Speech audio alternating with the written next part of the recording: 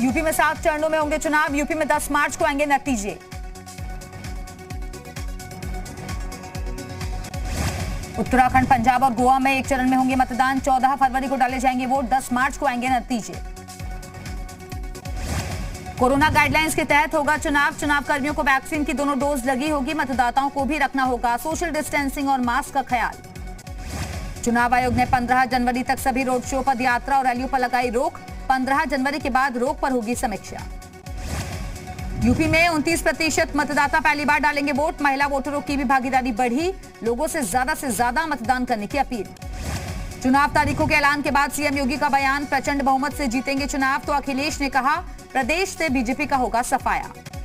CM योगी का बड़ा बयान, कहा चुनाव को लेकर बीजेपी में कोई घबराहट नहीं। प्रधानमंत्री मोदी और राज्य सरकार के काम पर मांगेंगे वोट। बीजेपी की जीत तय। यूपी के सीएम योगी आदित्यनाथ का विपक्ष पर बड़ा हमला, कहा विपक्ष को चुनाव का डर, विपक्ष के पास कोई मुद्दा नहीं। विपक्ष पर सीएम योगी का करारा प्रहार, बोले दंगाइयों को पहले सम्मानित किया जाता था। यूपी में 2017 के बाद एक भी दंगा नहीं हुआ। यूपी में माफिया राज का अंत हुआ।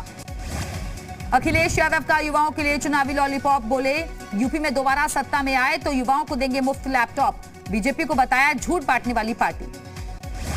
उत्तराखंड से मुख्यमंत्री सीएम धामी का दावा, देवभूमि में फिर खिलेगा कमल, फिर बनेगी बहुमत की सरकार। कोरोना गाइडलाइंस के तहत होगा चुनाव। चुनाव तारीखों के ऐलान के बाद स्वतंत्र देव सिंह का बड़ा बयान, कहा जनता फिर से ईमानदार मुख्यमंत्री को लेकर आएगी।